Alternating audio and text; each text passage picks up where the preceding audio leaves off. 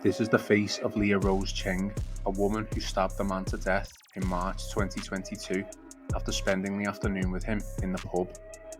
Cheng was this week convicted of murdering Dylan Bacon at Liverpool Crown Court. Mr. Bacon died, aged 39, on March 14th last year after being found collapsed in a pool of his own blood outside a block of flats on Rock Grove in Old Swan.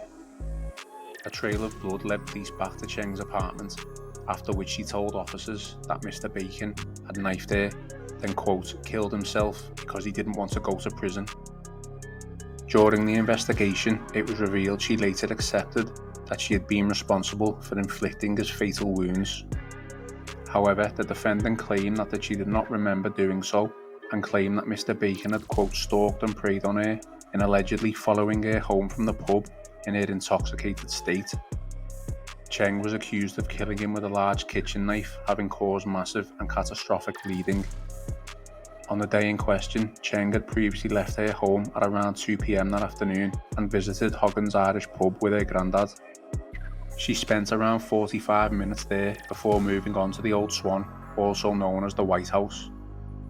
A further 3/4 of an hour later, Mr. Bacon arrived and sat with them at a table. Cheng was seen on CCTV footage making quote affectionate gestures to him, including putting her arms around him and kissing him on the cheek.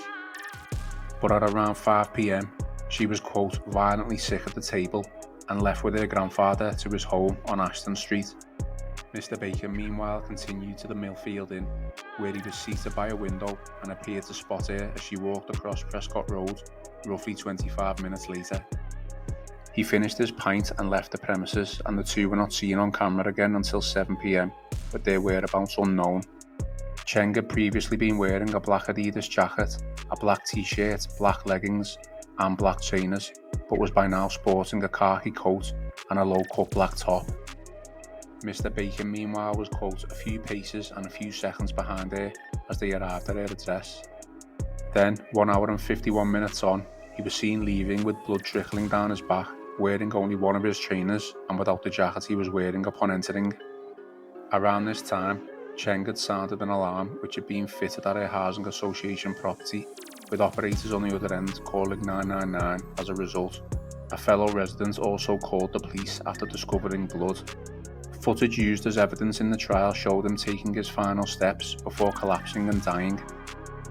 Officers attended the area and found Mr. Bacon slumped against a wall before following a trail of blood to Cheng's unit in a neighbouring block. She refused to open a door and PCs had to force entry, after which they found extensive blood staining on the floor of the hallway alongside a large blood-stained knife. The occupant, who was naked from the waist down but wearing a bra, then began shouting and screaming, saying quote she'd been stabbed and was a victim. Her behaviour was described as erratic, while she had a small puncture wound to the top of her right thigh. Cheng was initially uncooperative and refused to leave the flat.